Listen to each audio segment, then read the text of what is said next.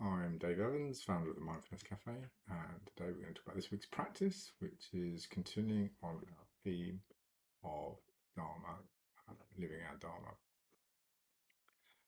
So, um, really great to have you here today. Just get myself organized. This theme just to remind you all about our true purpose in life, finding our Dharma. And when we find our Dharma, our true purpose in life, is about kind of living to what we're really here to do. This is a belief around finding our Dharma, what we were put on this earth to do. And mindfulness, remember, is the practice that connects us to our inner true purpose. It's the place that when we find that quietness, we can really tune into what our purpose is, what our heart's saying, and helps us put our choice. And I've been talking about this living our Dharma this is a sort of fifth one in the series. So just wanted to talk about what gets in the way. So this week's practice is really exploring what gets in the way and what can we do to resolve that or overcome that. So also to be more specific, I've been talking about consciously being on purpose. So partly you cannot not be on purpose. You cannot not be living your Dharma. Having a life in some ways means that you're living your Dharma. What this is about is bringing that into conscious awareness. So sometimes that's deeply in our unconscious, or it's kind of buried in our heart, and we've not really understood it or come clear about it. And this is about, wow, okay, I've got this true purpose. I know what it is. It's a deep instinctual feeling. It's not from the head. It's not from the left side of the brain. It's in some ways irrational, which kind of goes a little bit against the sort of culture scape of the Western world. We're kind of going to our intuition and our irrational, our feminine energy, really connecting with our felt sense. And sometimes we're not on purpose, and sometimes we're not living our dharma. Or we can work with people or family members or who aren't consciously on purpose. They kind of like, this image here of this rock or this boulder is really here to demonstrate, this can be the thing that gets in the road. Our pathway is our dharma. Our conscious pathway is our dharma, this road. And then sometimes things can fall on top of our dharma that distract us. We might get stuck in trying to solve problems that aren't our problems. So in my experience, both personally and professionally, so my own life path of when I've really kind of fallen fallen hard, um, is when people aren't consciously purpose or consciously on purpose, it's because they have low self-esteem. And that may sound like a very strong thing to say. And the reason I kind of talk into low self-esteem is that they're not really esteeming themselves enough. And so when you kind of have a difficult or challenging time, actually that time is really pointing back to how esteemed are you, how esteeming are yourself.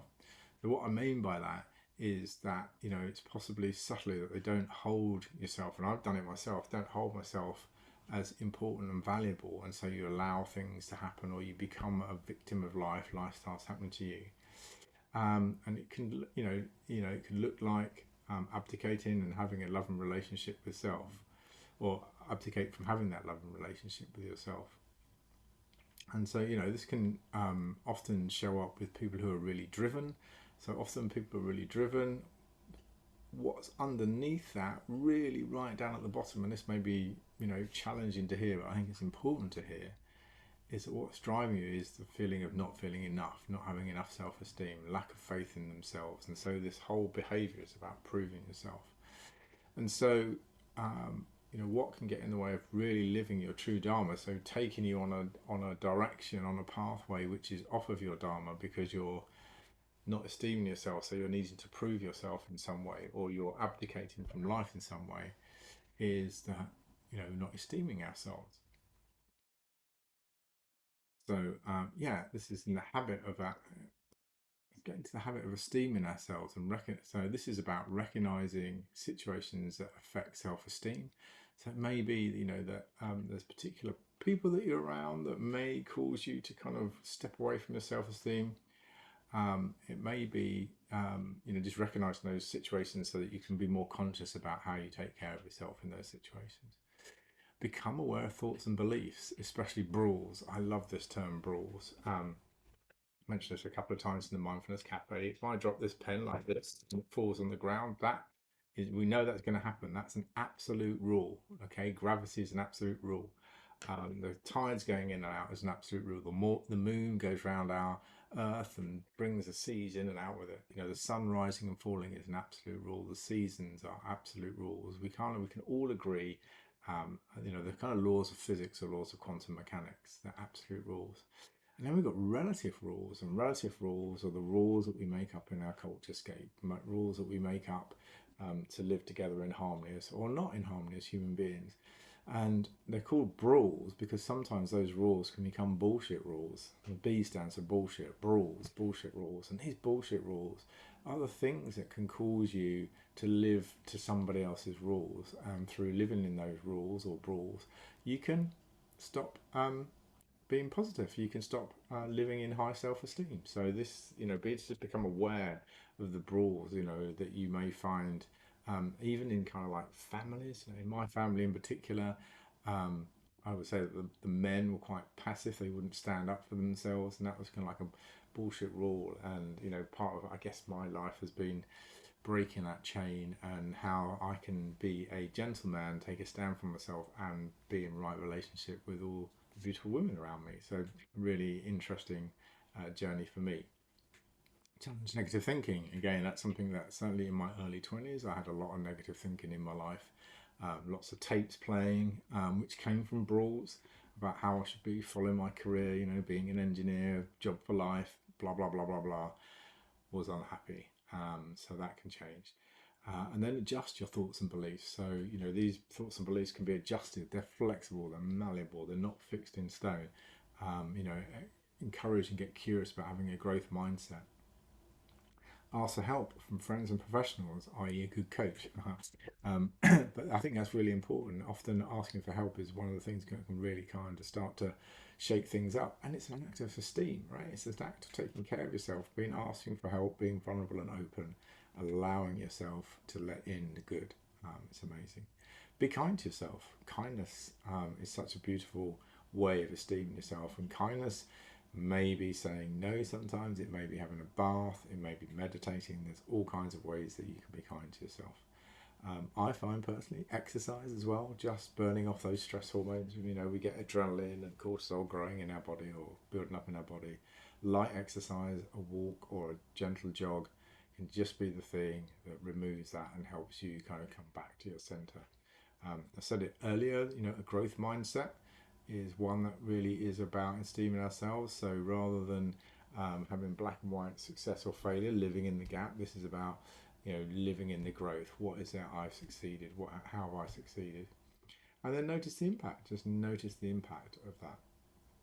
So um, that's really it. Really, I might maybe just take a moment. I'm going to go on to the next slide now, which is going to talk about our mindful silence. But you might want to just pause this for a minute and just think about some of the habits you have of where you do esteem yourself, and then maybe just notice one area in your life where your esteem isn't as or self-esteem, you know, esteeming yourself isn't as on point as you'd like it to be. And it's an opportunity to start to change that. Um,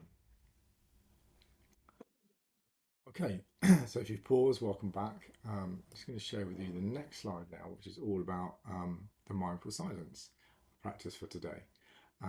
In the Mindfulness Cafe at the moment, we do the first two. They're kind of like our base level, getting our body into a relaxed state. In terms of our brain waves, we kind of get ourselves into that alpha brainwave pattern, which is a relaxed, receptive, open brainwave state. Very powerful for relaxation, healing, learning, and also allowing our body to just nurture itself. So breathing in, I'm aware of my whole body, and breathing out, I'm aware of my whole body, and breathing in, I calm my body, and breathing out, I calm my body. And then the next two are all about working with this, generating our high self-esteem. So the first one is breathing in, I embrace all that I am, and breathing out, I embrace all of that I am. And this is just welcoming in all of who you are, all your parts, the bits that you may feel uncomfortable about, those feelings that sometimes you kind of repress or suppress, just allowing those to bubble up and start to experience them. Don't need to get attached to them, but just embracing all of who you are, because that's a form of self-acceptance. It's a form of kindness to yourself. Um, and then the last one is, having done that, that is also an act of loving yourself. So breathing in, I love myself, and breathing out, I love myself.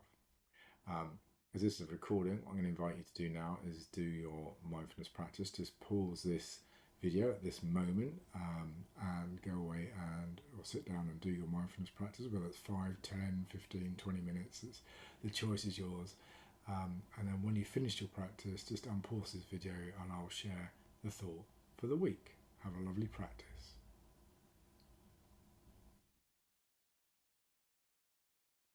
Welcome back. I hope you've had a wonderful practice. Really want to just celebrate you for making the choice to have a mindfulness practice. It doesn't actually matter how long it is. It's the point of pausing and stopping. That is also, in my opinion anyway, a form of esteeming ourselves. I wanted to share with you a thought for the week and the practice for the week, just to encourage you. Read this amazing book by Kamal Ravikant, and the title of the book is called Love Yourself as If Your Life Depended on It. And he talked about this very simple mantra that he has about I love myself. He was very, very poorly, had a mental illness, very poorly, depressed, and had this massive insight right at the bottom about the cause, the root cause of his unhappiness was that he wasn't loving himself, which is another way of saying I'm not esteeming myself. So this is an invitation. This week is just to love yourself and love yourself as if your life depended on it. And the practice, the ritual for our week is stop, breathe, esteem, go. And that's just an invitation through the week. Take a breath, stop, breathe, notice how you're esteeming yourself, carry on. Wishing you an amazing week. Thank you for being here with the Mindfulness Cafe. Really love to have you here, and I hope you have a wonderful week, and see you next week for our next practice. Have a good week. Bye for now.